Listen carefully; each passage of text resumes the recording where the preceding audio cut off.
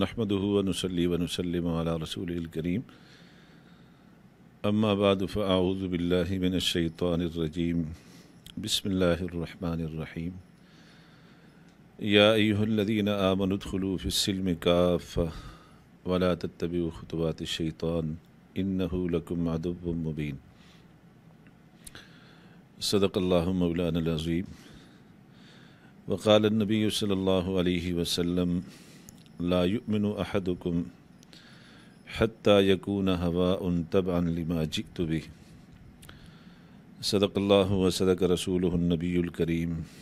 ان اللہ وملائکته يصلون علی النبی یا ایہا الذین آمنوا صلوا علیہ وسلموا تسلیما اللہم صل علی محمد النبی الامی وعلی آلہ وبارک وسلم تسلیما کثیرا کثیرا اللہم صلی علی محمد النبی الامی وعلی آلہ وبارک وسلم تسلیما کثیرا کثیرا اللہم صلی علی محمد النبی الامی وعلی آلہ وبارک وسلم تسلیما کثیرا کثیرا سبحانک لا علم لنا الا ما علمتنا انک انت العلیم الحکیم رب اشرح لی صدری ویسر لی امری واحلل عقدۃ من لسانی یفقہوا قولی رب زدنی علما وارزقنی فہما۔ الحمدللہ آج درس قرآن.com پہ پہلی دفعہ حاضری کی سعادت حاصل ہو رہی ہے۔ نام تو اس کا برسوں سے سنتے بھی چلے آ رہے ہیں اور اس کے مختلف جو پروگرامات ہیں ان کو بھی متعدد مرتبہ دیکھنے کا موقع ملا اور بڑی خوشی ہوتی تھی کہ ہمارے برادر مکرم پیکر اخلاص و محبت جامع المحاسن والکمالات بھائی شفیق اجمل صاحب زید مجدہم ایک بہت ہی اچھا خوبصورت اور منظم کام کر رہے ہیں۔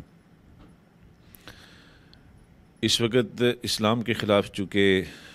چومکھی لڑائی ہے جو لڑی جا رہی ہے، لیکن دو محاذ ایسے ہیں جن محاذوں پہ اسلام کو ٹارگٹ کیا جا رہا ہے، خصوصاً ایک عسکری محاذ ہے، پوری دنیا کے کفر کا ایک کولیشن ہے، ایک اتحاد ہے جس کو نیٹو فورسز کہا جاتا ہے یا ایساف فورسز کہا جاتا ہے۔ ان کی مہم جوئی اسلام کے عسکری محاذ پر ہے۔ افغانستان سے لے کے عراق تک، فلسطین، کشمیر، شام، لیبیا، یمن، کہیں بلا واسطہ اور کہیں بالواسطہ اسلام اور مسلمانوں کے خلاف کفر اور باطل کی یلغار ہے، اور یہ یلغار عسکری میدان کے اندر ہے۔ دوسرا جو میدان ہے وہ نظریاتی میدان ہے۔ عسکری یلغار کے ذریعے سے وہ اسلام اور مسلمانوں کا جغرافیہ تبدیل کرنا چاہتے ہیں، اور نظریاتی میدان میں وہ حملہ کر کے مسلمانوں کی جو نظریاتی سرحدات ہیں وہ ان کو ڈیمیج کرنا چاہتے ہیں۔ ان نظریاتی سرحدوں پہ حملہ کرنے کے لیے جس چیز کو انہوں نے بطور ہتھیار کے استعمال کرنا شروع کیا وہ تھا الیکٹرانک میڈیا۔ اس الیکٹرانک میڈیا کے بعد پھر سوشل میڈیا آ گیا جو الیکٹرانک میڈیا سے بھی زیادہ فاسٹ ہو گیا۔ پوری دنیا کا جو الیکٹرانک میڈیا ہے اس کے 97% جو شیئرز ہیں وہ یہود کے پاس ہیں، جو اسلام کے بدترین دشمن ہیں، جن کو بدترین دشمن قرآن کریم نے ڈکلیئر کیا ہے۔ لَتَجِدَنَّ أَشَدَّ النَّاسِ عَدَاوَةً لِلَّذِينَ آمَنُوا الْيَهُودَ وَالَّذِينَ أَشْرَكُوا، کہ ایمان والوں کے سب سے بدترین دشمن، نمبر 1 دشمن یہودی ہیں، اور پھر اس کے بعد مشرکین ہیں۔ پوری دنیا کا جو الیکٹرانک میڈیا ہے اس میں 97% شیئر ان بدترین دشمنوں کے ہیں۔ چنانچہ آپ الیکٹرانک میڈیا کی اگر بیک ہسٹری کو دیکھیں تو آپ کو پتہ چلے گا کہ اسلام کے خلاف اگر ایک طرف عسکری مہم جوئی ہو رہی ہوتی ہے تو رائے عامہ کو ہموار کرنے کے لیے اسلام کے خلاف جو پروپیگنڈا کیا جاتا ہے وہ الیکٹرانک میڈیا کے تھرو کیا جاتا ہے، اور اس کا خاص ہدف اسلامی مسلمات اور اسلامی جو نظریات ہیں وہ ہیں، اور اسلام کے خلاف ایسا زہریلا اور منفی پروپیگنڈا کرنا، مسلمانوں کے خلاف ایسا زہریلا اور منفی پروپیگنڈا کرنا کہ جس کے ذریعے سے پوری دنیا کے اندر مسلمانوں کو اور اسلام کو بدنام کرنے کا کوئی موقع بھی وہ اپنے ہاتھ سے نہیں جانے دیتے تھے، اور آج تک یہ تسلسل کے ساتھ یہ کاروائیاں جاری ہیں۔ اگر کسی جگہ مسلمانوں کی طرف سے کوئی خدا نخواستہ کوئی ایسا انسیڈنٹ ہو گیا کہ جو بظاہر لگتا تھا کہ ٹھیک نہیں ہے، تو اس کو یہ بڑا پروپیگیٹ کرتے ہیں، اس کو بڑا ہائی لائٹ کرتے ہیں، اور پھر اس کے ذریعے سے اسلام کی شکل کو مسخ کرنے کی کوشش کرتے ہیں۔ اس میں بہت سارے واقعات ایسے بھی وقوع پذیر ہوتے رہے کہ جن کا حقیقت سے کوئی تعلق نہیں تھا، جن کا پیش منظر کچھ تھا اور پس منظر کچھ تھا، جن کا ٹائٹل کچھ تھا اور بیک گراؤنڈ کے اندر کچھ اور چل رہا تھا۔ ایسے بھی بہت سارے واقعات ہوئے، لیکن چونکہ ان کے اوپر ایک بڑی پری پلاننگ کے ساتھ مذہبی ایشو کا ٹائٹل لگا کے اس کو ہائی لائٹ کیا جاتا تھا، اور اس کو بیس بنا کے پوری دنیا میں مسلمانوں کو بھی بدنام کیا جاتا تھا، مسلمانوں کے خلاف بھی پروپیگنڈا کیا جاتا تھا، اور اس آڑ کے اندر بہت ساری جو اسلامی مسلمات ہیں، اسلامی جو نظریات ہیں، ان کو بھی ٹارگٹ کیا جاتا تھا۔ جیسے حال ہی کے اندر سیالکوٹ کے اندر ایک بڑا دل خراش واقعہ پیش آیا۔ اس واقعے کے اندر ایک فارنر کو، سری لنکن کو، کچھ شدت پسند نوجوانوں نے توہین رسالت کے جرم میں انتہائی بربریت کا مظاہرہ کرتے ہوئے، انتہائی درندگی کا مظاہرہ کرتے ہوئے جو کچھ کیا وہ اس وقت سب کے سامنے ہے۔ قطع نظر اس بات کے کہ وہ کون لوگ تھے، اس کی تحقیق کرنے کی بھی زحمت نہیں کی گئی، اور اس کو اسلامی جو ایک اسکول آف تھاٹ ہے یا اسلامک ایک نظریہ ہے، اس کے تناظر میں لے کر پورے اسلام کو اور پوری امت مسلمہ کو اور بالخصوص پاکستانی مسلمانوں کو ٹارگٹ کیا گیا، اور پوری دنیا میں اس کی وجہ سے پاکستان کو اور مسلمانوں کو بدنام کرنے کی مذموم کوشش کی گئی، جو ابھی تک جاری ہے۔ اسلام اگرچہ اس چیز کی اجازت نہیں دیتا، جو کچھ بھی سیالکوٹ کے وقوع میں ہوا، اسلام قطعاً اس کی اجازت نہیں دیتا۔ اسلام تو بہت اوپر کی چیز ہے، یہ چیز تو انسانیت کے بھی خلاف ہے۔ سب سے پہلی بات تو یہ ہے کہ کسی مجرم کے اوپر کسی بھی قسم کی جو سزا ہے اس کی امپلیمنٹیشن، اس کا اختیار کسی فرد کے پاس نہیں ہے، کوئی فرد اس کا مجاز نہیں ہے، بلکہ کسی بھی جرم کی جو سزا ہے اس کی امپلیمنٹیشن کا اختیار صرف اور صرف ریاست کے پاس ہے، اسٹیٹ کے پاس ہے۔ خدا نخواستہ اگر کسی نے توہین رسالت کی ہے تو اس میں تو کوئی دو آرا نہیں ہے کہ توہین رسالت کرنے والا واجب القتل ہے، لیکن اس کو قتل کون کرے گا، یہ قتل کی سزا کا نفاذ کون کرے گا، اس کی اجازت کسی فرد کو نہیں ہے۔ یہ ریاست کا کام ہے، ریاستی اداروں کا کام ہے کہ وہ ایسے آدمی کو پکڑیں، اس کی شفاف غیر جانبدارانہ تحقیقات کروائیں، اور پھر اس کے بعد اگر واقعی جرم ثابت ہو جائے تو پھر جو سزا اس کی آئین اسلام میں موجود ہے اور آئین پاکستان میں موجود ہے، اس کے مطابق اس کو نشان عبرت بنائیں۔ ہمارے ہاں چونکہ اس طرح کے جو مجرم اس سے پہلے پکڑے جاتے رہے اور جن کے اوپر جرائم ثابت بھی ہوتے رہے، لیکن ان کو بڑے بھونڈے طریقے سے اور بڑے ہی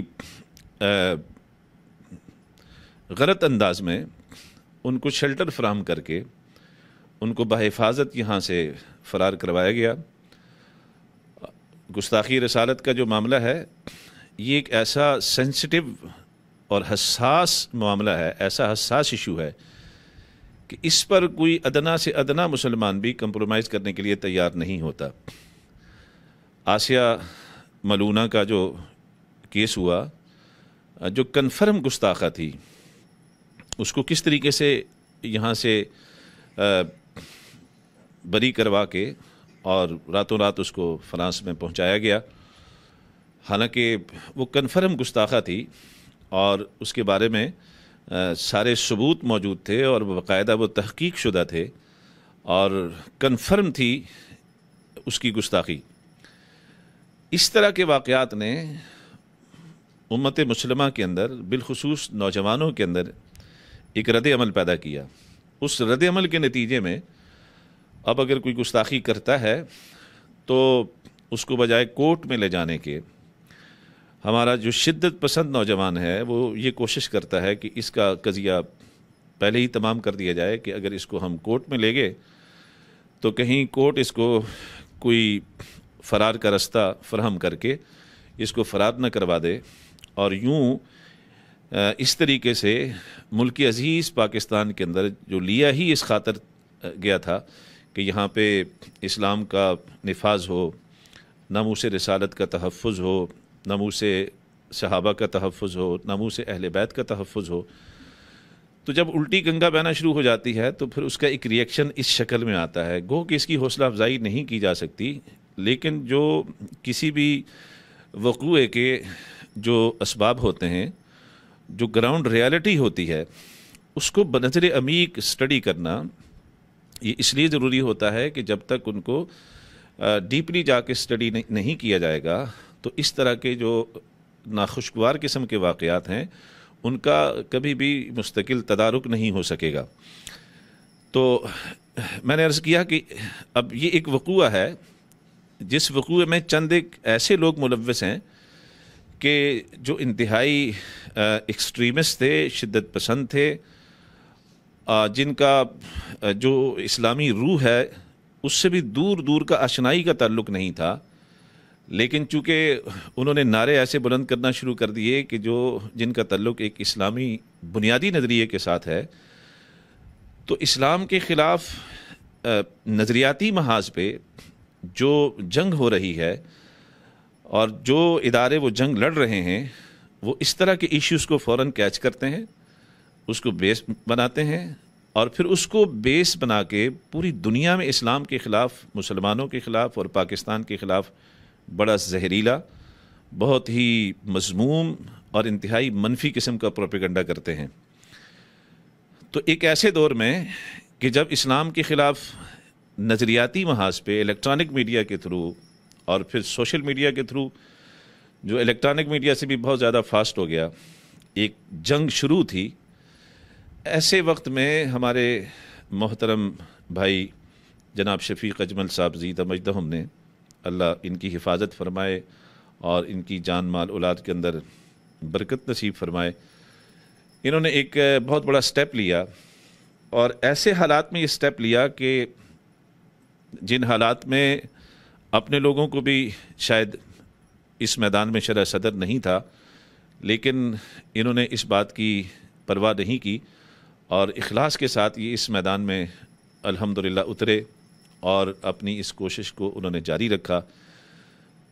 جس کا نتیجہ یہ ہے کہ آج الحمدللہ پوری دنیا میں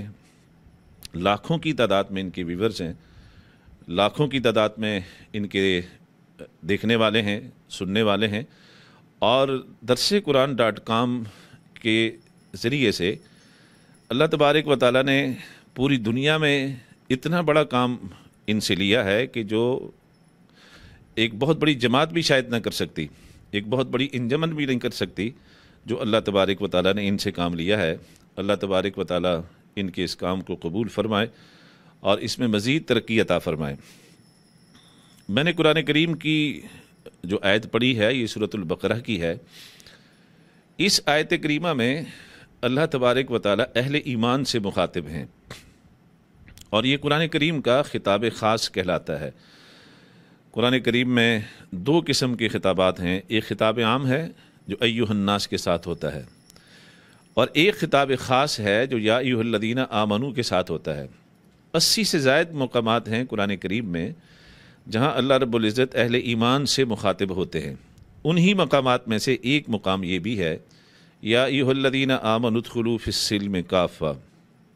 اے ایمان والو تم اسلام میں پورے پورے داخل ہو جاؤ۔ یعنی اہل ایمان سے اللہ مخاطب ہیں، تو تم نے سچے دل کے ساتھ کلمہ پڑھ لیا، تصدیق قلبی بھی پائی جا رہی ہے اور اقرار باللسان بھی پایا جا رہا ہے اور عمل بالجوارح بھی ہو رہا ہے، لیکن تم یہ نہ سمجھنا کہ بس اسی پر اکتفا کر کے تم بیٹھ جاؤ اور تم یہ سمجھو کہ ہم نے پورے اسلام پہ عمل کر لیا ہے، بلکہ ان کو اللہ تبارک و تعالیٰ مخاطب ہیں، مجھے مخاطب ہیں، اور قیامت تک آنے والے جتنے بھی اہل ایمان ہیں اللہ ان سے مخاطب ہیں، اور مخاطب ہو کے اللہ ان کو فرما رہے ہیں کہ ادخلوا فی السلم کافہ، تم پورے پورے اسلام میں داخل ہو جاؤ۔ ایک دوسرے مقام پہ اللہ تبارک و تعالیٰ فرماتے ہیں یا ایھا الذین آمنوا، اے ایمان والو، آمنو تم ایمان لے آؤ۔ آمنو ماضی کا سیغہ، آمنو امر کا سیغہ، اے ایمان والو آمنو تم ایمان لے آؤ۔ یہاں کہا جا رہا ہے اے ایمان والو تم ادخلوا فی السلم کافہ، پورے پورے اسلام میں داخل ہو جاؤ۔ ولا تتبعوا خطوات الشیطان، اور مت پیروی کرو شیطان کے قدموں کی، انہ لکم عدو مبین، بے شک وہ تمہارا کھلا دشمن ہے۔ سوال یہ پیدا ہوتا ہے کہ جس آدمی نے سچے دل کے ساتھ کلمہ پڑھ لیا، من قال لا الہ الا اللہ مخلصا لہ دین فقد دخل الجنہ، جس نے سچے دل کے ساتھ کلمہ پڑھ لیا لا الہ الا اللہ محمد الرسول اللہ، اس کے اوپر تو جنت واجب ہو جاتی ہے، وہ تو مومن ڈکلیئر ہو جاتا ہے، وہ تو مسلم ڈکلیئر ہو جاتا ہے۔ اس کو کہا جا رہا ہے کہ ادخلوا فی السلم کافہ، تو پورا پورا اسلام میں داخل ہو جا۔ کلمہ اس نے پڑھ لیا جو سب سے بنیاد ہے ایمان کی اور اسلام کی، اس کو کہا جا رہا ہے کہ تو پورا پورا داخل ہو جا۔ تو یہ بڑی عجیب بات ہے، وہ تو داخل ہو چکا ہے، تو جو داخل ہو چکا ہے اسے کہا جا رہا ہے تو پورا پورا داخل ہو جا، تو اس کا کیا مطلب ہے؟ مفسرین اکرام نے لکھا ہے کہ اس کا مطلب یہ ہے کہ صرف کلمہ پڑھ لینے سے انسان کامل مومن مسلم نہیں بنتا، بلکہ یہ آیت اور اس طرح کی دیگر جو آیات ہیں وہ ہمیں اس طرف متوجہ کر رہی ہیں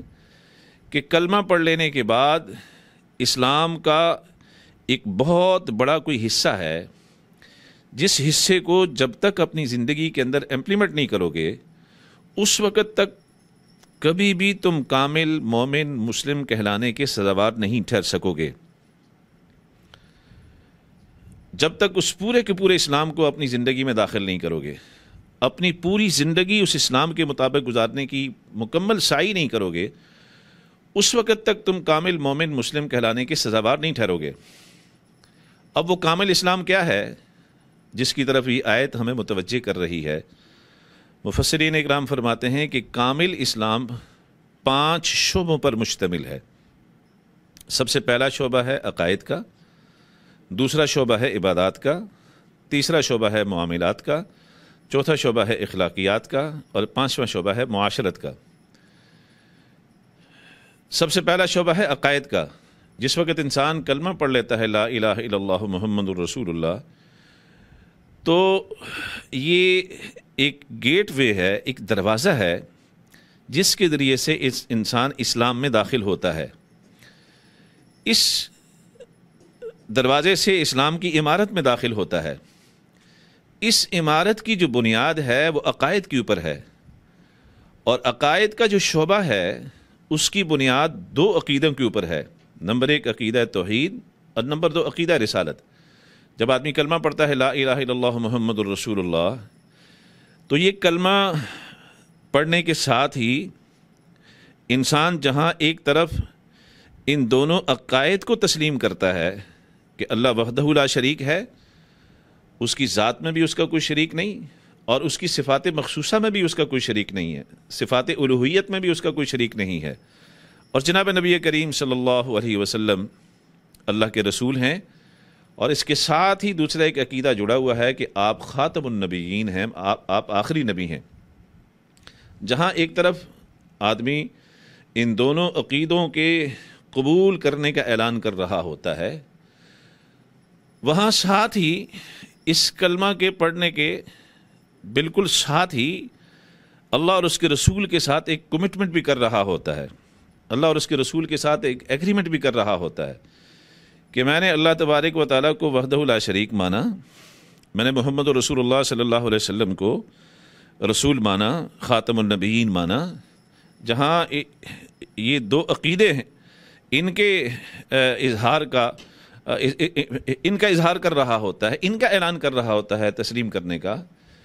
وہاں ساتھ وہ یہ کمٹمنٹ کر رہا ہوتا ہے کہ یہ کلمہ پڑھ لینے کے بعد میری مرضی ختم، سماج کی مرضی ختم، سوسائٹی کی مرضی ختم، معاشرے کی مرضی ختم، برادری کی مرضی ختم، دنیا کی مرضی ختم. بلکہ جب میں نے یہ کلمہ پڑھ لیا تو کلمہ پڑھ لینے کے بعد میں یہ کمٹمنٹ کر رہا ہوں کہ آج کے بعد کی میری جتنی بھی زندگی ہے، خواہ وہ میری انفرادی زندگی ہو یا میری اجتماعی زندگی ہو، میری گھر کی زندگی ہو یا گھر سے باہر کی زندگی ہو، اس زندگی کا تعلق میری خوشی کے ساتھ ہو یا میری غمی کے ساتھ ہو، اس زندگی کا تعلق میری تجارت کے ساتھ ہو یا میری صنعت کے ساتھ ہو یا میری زراعت کے ساتھ ہو یا معاملات کے ساتھ ہو یا معاشرت کے ساتھ ہو یا اخلاقیات کے ساتھ ہو یا اس کا تعلق عبادات کے ساتھ ہو، وہ یہ ایگریمنٹ اور کمٹمنٹ کر رہا ہوتا ہے کہ آج کے بعد کی میری جتنی بھی زندگی ہے وہ زندگی لا الہ الا اللہ اور محمد الرسول اللہ کے تحت گزرے گی. میری زندگی میں آج کے بعد اگر رات چلے گا تو صرف اللہ کا، اور میری پوری زندگی کے اندر اگر رواج چلے گا تو جناب محمد رسول اللہ صلی اللہ علیہ وسلم کا چلے گا. وہ یہ کمٹمنٹ کر رہا ہوتا ہے اللہ اور اس کے رسول کے ساتھ کہ آج کے بعد میری جتنی بھی زندگی ہے، وہ انفرادی زندگی ہو میری یا اجتماعی زندگی ہو، وہ کاروبار کی لائن کی زندگی ہو یا محلے کی لائن کی زندگی ہو، مسجد کی لائن کی زندگی ہو یا صنعت و حرفت کی لائن کی زندگی ہو، تجارت کی لائن کی زندگی ہو، دیگر جتنے بھی معاملات ہیں ان معاملاتی دنیا کی زندگی ہو، میں کسی شعبے میں اور زندگی کے کسی موڑ پر اپنا کوئی قدم بھی اس وقت تک نہیں اٹھاؤں گا جب تک مجھے اس شعبے کے متعلق اللہ کے قانون کا پتہ نہ چل جائے اور جناب محمد رسول اللہ صلی اللہ علیہ وسلم کے طریقے کا پتہ نہ چل جائے. یہ کمٹمنٹ کر رہا ہوتا ہے. یہ کمٹمنٹ پوری زندگی کی تبدیلی کی کمٹمنٹ ہوتی ہے، پوری زندگی کو بدلنے کی کمٹمنٹ ہوتی ہے. دوسرے لفظوں میں کلمہ یہ صرف الفاظ کی ادائیگی کا نام نہیں ہے، یہ کوئی اتنے سادہ سے بول نہیں ہیں کہ جن کو انسان پڑھ لے اور پھر اس کے بعد اس بات کا دھیان نہ رکھے کہ میں نے تو کلمہ پڑھا اور کلمہ پڑھ لینے کے بعد مجھے یہ معلوم کرنا چاہیے کہ صرف کلمہ پڑھ لینے سے ہی کام چل جائے گا یا اس کے بعد بھی میں نے کچھ کرنا ہے. اگر صرف کلمہ پڑھ لینے سے کام چل جائے، صرف کلمہ پڑھ لینے ہی پر اکتفا کافی ہو اور کلمہ پڑھ لینا ہی کافی ہو، تو میرے خیال سے پھر یہ کلمہ تو مشرکین مکہ بھی پڑھ لیتے، پھر تو ابو جہل بھی پڑھ لیتا، ابو لہب بھی پڑھ لیتا. اللہ کے حبیب صلی اللہ علیہ وسلم نے صفا پہ چڑھ کے جب ان سب کو بلایا تھا تو اللہ کے نبی صلی اللہ علیہ وسلم نے ان کے سامنے یہ عرض فرمایا، آپ نے ارشاد فرمایا، ان سب کے سامنے آپ نے ارشاد فرمایا کہ میں نے اپنی پوری زندگی کا ایک بڑا حصہ تمہارے اندر گزارا ہے. لقد لبثت فیکم عمرا من قبلہ، تو تم نے مجھے هل وجدتمونی صادقا او کاذبا، تم نے مجھے سچا پایا جھوٹا پایا؟ قالوا جربنا لك مرارا ما رأينا فيك الا صدقا. سب نے بیک زبان کہا کہ ہم نے ایک دفعہ نہیں بلکہ زندگی میں 12 دفعہ آپ کو آزمایا لیکن ہم نے ہمیشہ آپ کو سچا پایا. آپ نے فرمایا اچھا تمہیں اتنا اعتماد ہے؟ اگر میں کہوں کہ اس پہاڑ کے پیچھے ایک لشکر ہے جو مسلح ہے، تمہارے اوپر حملہ آور ہونے کو ہے، تو تم میری بات پہ یقین کرو گے؟ انہوں نے کہا جی کیسے یقین نہیں کریں گے، جس زبان سے آج تک ہم نے کبھی کوئی غلط بات، خلاف واقعہ بات، کوئی جھوٹ نہیں سنا، اس زبان سے نکلے ہوئے بولوں پہ ہم کیسے یقین نہیں کریں گے؟ آپ نے فرمایا اچھا اگر تمہیں میرے اوپر اتنا اعتماد ہے، یقین ہے، تو قولوا لا الہ الا اللہ تفلحوا۔ آپ نے پورا کلمہ بھی نہیں پڑھنے کا انہیں کہا، کلمے کا پہلا حصہ کہا قولوا لا الہ الا اللہ تفلحوا، آپ لا الہ الا اللہ پڑھ لو، اسی میں تمہاری کامیابی ہے۔ اب یہ کلمے کے بول آپ کی زبان اقدس سے نکلنے تھے اور ان کے کانوں میں جا کے پڑھنے تھے کہ یک دم بگڑ گئے۔ ایک لمحہ پہلے جو اتنا بڑا اعتماد دے چکے تھے کہ ہماری آنکھیں دھوکہ کھا سکتی ہیں، ہمارا مشاہدہ غلط ہو سکتا ہے، لیکن آپ کی زبان اقدس سے نکلے ہوئے الفاظ کبھی بھی غلط نہیں ہو سکتے، وہ جھوٹ نہیں ہو سکتے۔ ایک لمحہ پہلے جنہوں نے اتنا بڑا اعتماد، اور اتنے بڑے اعتماد کا جن لوگوں نے اظہار کیا تھا، انہی قدموں پہ کھڑے کھڑے وہ باغی ہو گئے، وہ منکر ہوئے، وہ مخالف بنے، دشمنی پہ اتر آئے۔ اور سب سے پہلے جو شخص آگے بڑھا وہ حضور نبی کریم صلی اللہ علیہ وسلم کا چچا تھا ابو لہب، اور آگے بڑھ کے اس نے بہت بڑی دریدہ دہنی کا مظاہرہ کیا اور کہنے لگا تب لک یا محمد الہٰذا جماعتنا سائر اليوم، الیاذ باللہ نقل کفر کفر نہ باشد، کہ تو تباہ ہو جائے، برباد ہو جائے، تو نے تو ہمارا سارا دن ضائع کر دیا۔ صرف زبانی گستاخی پر اکتفا نہیں کیا، بلکہ ایک پتھر اٹھایا اور وجہ کائنات، مقصود کائنات حضرت محمد صلی اللہ علیہ وسلم کے چہرہ انور کے اوپر بھی اس نے پھینک کر عملاً گستاخی کی بھی اس نے کوشش کی۔ تو ایک دم یہ کیا ہو گیا ان لوگوں کو کہ ایک لمحہ پہلے اتنا بڑا ٹرسٹ، اتنا بڑا اعتماد، اتنا یقین، اور صرف ایک کلمہ کہنے کی بات ہوئی کہ قولوا لا الہ الا اللہ، پڑھو لا الہ الا اللہ تفلحوا، تو تم کامیاب ہو جاؤ گے۔ بس صرف اتنا کہنا تھا کہ جو اتنے بڑے اعتماد کا اظہار کر چکے تھے، اتنے ٹرسٹ کا اظہار کر چکے تھے، وہ یکدم مخالف ہو گئے اور بجائے بات ماننے کے مخالفت پہ اتر آئے، کیونکہ وہ اہل لسان تھے، وہ عربیت کے جاننے والے تھے، ان کو اس بات کا پتہ تھا یہ کلمے کے سادہ بول نہیں ہیں، بلکہ اس کلمے کے پیچھے ایک بہت بڑی حقیقت چھپی ہوئی ہے، اور وہ حقیقت یہ ہے کہ جب ہم یہ کلمہ پڑھ لیں گے تو اس کلمہ کو پڑھنے کے ساتھ ہی ہماری مرضی ختم اور اللہ اور اس کے رسول کی مرضی ہمارے اوپر لاگو ہو جائے گی۔ پھر ہمارا جو ایک آزادانہ سٹیٹس ہے وہ ختم ہو جائے گا، اور ہمارا غلامی کا سٹیٹس شروع ہو جائے گا کہ ہم اللہ کے غلام اور اللہ کے رسول کے غلام۔ اور وہ لوگ اس بات کو اچھی طرح سمجھتے تھے کہ غلام کی اپنی مرضی نہیں ہوتی بلکہ اس کے آقا کی مرضی ہوتی ہے۔ تو یہ کلمہ پڑھنا گویا اپنے آپ کو غلامی میں دینا ہے، اور جب ہم اپنے آپ کو غلامی میں دے دیں گے تو اس کے بعد تو پھر ہماری چاہت ختم ہو جائے گی، ہماری مرضی ختم ہو جائے گی، جو ہم منچاہی زندگی گزارنا چاہتے ہیں وہ سلسلہ ختم ہو جائے گا۔ اس لیے وہ لوگ بغاوت پہ اترے اور مخالفت پہ اترے، سرکشی پہ اترے، اور انہوں نے انکار کر دیا، چونکہ وہ اس چیز کو سمجھتے تھے۔ آج کا مسلمان کلمہ تو پڑھ رہا ہے لا الہ الا اللہ محمد الرسول اللہ، وہ یہ تو کہتا ہے کہ میں اللہ کو مانتا ہوں، وہ یہ تو کہتا ہے کہ میں محمد الرسول اللہ صلی اللہ علیہ وسلم کو مانتا ہوں، لیکن جس وقت وہ پریکٹیکل لائف میں جاتا ہے تو پریکٹیکل لائف میں جب اس کی کسی بات کے مقابلے میں، اس کے کسی عمل کے مقابلے میں اللہ اور اس کے رسول کا کوئی عمل آئے، اللہ اور اس کے رسول کی بات آئے، تو وہ اپنی بات کو پریفر کرتا ہے اور اللہ اور اس کے رسول کی بات کو نظر انداز کرتا ہے، اگنور کرتا ہے۔ گویا وہ اپنی زبان سے اللہ کو ماننے کا اعلان کر رہا ہوتا ہے، اللہ کے رسول کو ماننے کا اعلان کر رہا ہوتا ہے، لیکن پریکٹیکلی طور پہ وہ اللہ کی ماننے کو تیار نہیں ہوتا بلکہ اللہ کی ماننے سے انکاری ہوتا ہے اور رسول اللہ کی ماننے سے انکاری ہوتا ہے۔ قولاً تو وہ کہہ رہا ہوتا ہے میں اللہ کو بھی مانتا ہوں، میں رسول اللہ کو بھی مانتا ہوں، لیکن جس وقت عملی زندگی کے اندر اس کے قول اور فعل میں ٹکراؤ آتا ہے کہ ایک طرف اس کا ذاتی قول ہے، ایک طرف اس کا ذاتی عمل ہے، اس کے مقابلے میں اللہ کا قول ہے، اللہ کا حکم ہے، اللہ کے رسول کا حکم ہے، اللہ کے رسول کا طریقہ ہے، وہ اس وقت باوجود ہے کہ وہ اعلان کر رہا ہوتا ہے وربلی کہ میں اللہ کو مانتا ہوں، اللہ کے رسول کو مانتا ہوں، لیکن وہ پریکٹیکلی اللہ کی بھی بغاوت کر رہا ہوتا ہے، رسول اللہ کی بھی بغاوت کر رہا ہوتا ہے. دوسرے لفظوں میں وہ اللہ کو تو مان رہا ہوتا ہے لیکن اللہ کی نہیں مان رہا ہوتا، رسول اللہ کو تو مان رہا ہوتا ہے، رسول اللہ کی نہیں مان رہا ہوتا.